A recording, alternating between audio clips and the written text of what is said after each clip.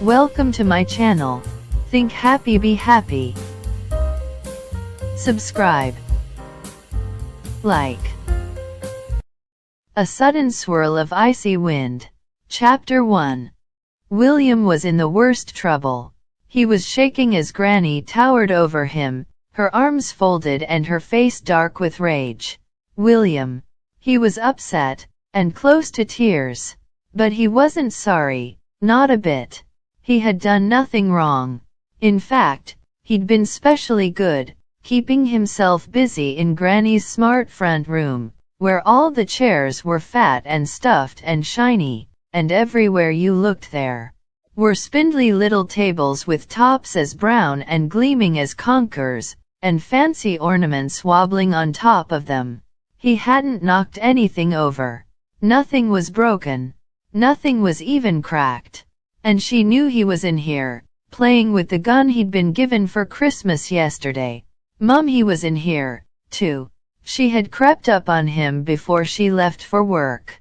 She'd done one of her special vampire goodbyes, swooping to wrap him in her huge dark and flapping nurse's cloak, sinking her fangs in his soft throat. He'd wriggled free as usual, and given her a proper kiss. "See you tonight," she'd told him. "It's a pity that hospitals can't stop for Christmas." Then she was off, doing her Dracula imitation on the way to the car, startling all Granny's neighbors. He'd waved from the window, then, when the car was out of sight, he'd started to prise the lid off the box that held his new gun. Granny poked her head round the door and saw him. She wasn't angry then. All she'd said was, "Happy, William?" He'd nodded. Yes, he was happy. He'd got what he wanted most for Christmas, and he had all morning free. He knew there was more than half the cake left, and he'd be given an enormous slice as soon as Granny decided it was time for coffee. And there were game shows he liked on television later. Granny's television was much better than the one at home. So he was lucky to be here. That's what he thought. The silver hands on the clock slid round silently as William played. 9:30. 10 o'clock. 10:15. William was getting hungrier. And then, at last, he heard Granny's footsteps tap along the hall and down the steps that led to the front room. And she was standing in the open doorway. He turned to smile at her, and show her what he'd been doing all morning, out from under her feet, being no trouble. Proudly he said, "Look, see what I can do. See how dash." But then he heard Granny's little gasp of shock, and saw the look on her face. First she went red, then her face darkened with rage. "William." He stared. "Just what do you think you are doing?" Baffled, he looked down at the gun in his hand. But she didn't wait for an answer. "How dare you, William?" He couldn't think what was wrong. She knew he had the gun. She'd watched him unwrapping it beside the Christmas tree. She'd even admired the flashes of silver lightning on the handle. "But I can't believe my eyes. So naughty, dreadful, shocking." "But, Granny, no, William. I don't want to hear any silly excuses. I just want you to say that you're sorry. But say, you're sorry, William." She stood with folded arms, waiting. William was mystified. He couldn't for the life of him work out what he'd done wrong. He hadn't made a mess or a noise. He'd been no trouble at all, just practicing firing his gun over and over again, getting better and better. What was so wrong about that? "William? I'm waiting." He glowered down at his shoes. What was she so mad about? Nothing was broken. Why should he say he was sorry? What had he done? "William? I am still waiting." But William was still glowering at his shoes. No reason why he should be bullied into saying something that he didn't mean. It would be just a lie. He wasn't sorry. He was just a bit rattled with Granny standing there saying "How dare you?" over and over again. But how dare she try to bully someone into telling a lie? "I'm not sorry," he muttered sullenly. What was that, William? I said I'm not sorry. He didn't mean to shout it out like that. It came out loud because he was hurt and angry and a little bit frightened. He'd never seen Granny like this before.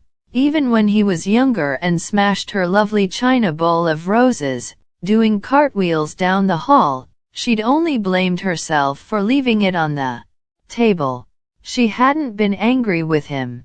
Nothing like this. He scowled at her. She wasn't being fair. To his dismay, she reached out and caught his arm, pulling him towards the door.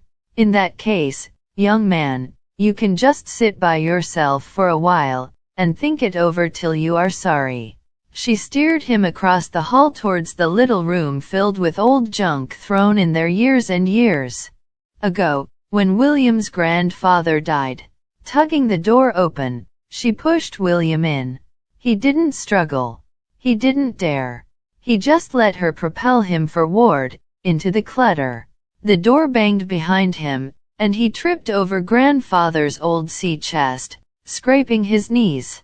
He picked himself up from the floor, shaking a little, and was just sitting down on the sea chest when he heard Granny's last words coming sharply through the panels of the door, and don't come out till you can say you're sorry.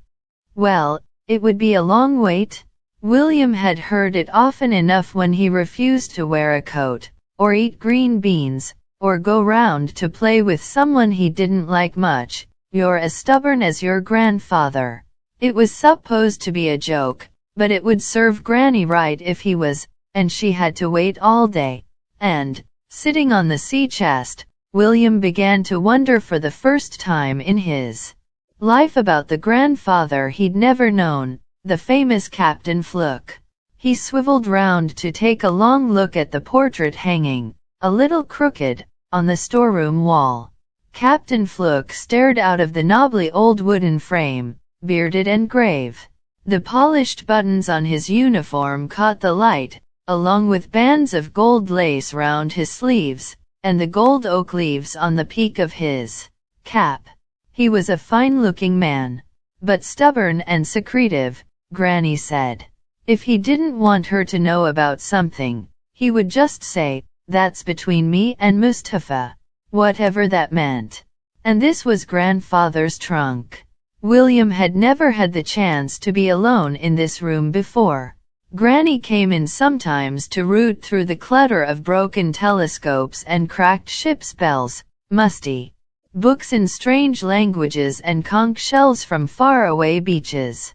She might be searching for a tiny spyglass so she could see better at the pantomime, or she might be hunting for some bag of old coins or pebbles or foreign stamps, to keep William busy for an afternoon. But she would always leave him in the doorway. "Don't come in any further, William. It's such a mess." So he'd never even looked in the trunk. What could be in it? It was a proper chest made of stout wood, with firm brass bands to hold it fast through all sea weathers. The clasps were stiff, and hard to lift. He'd bruise his fingers trying to prise them up. But he was determined to raise the lid and have a look inside. He'd use the edge of this strange sliver of flint, here on the floor. He'd twist it between the two halves of the clasp, and a sudden swirl of icy wind seemed to gust out of the chest. It smelled, quite unmistakably, of sea. William had stood often enough on slippery green rocks, staring out at the far horizon and the waves. He'd smelt the tang of sea wind and licked the salt taste of it from his lips.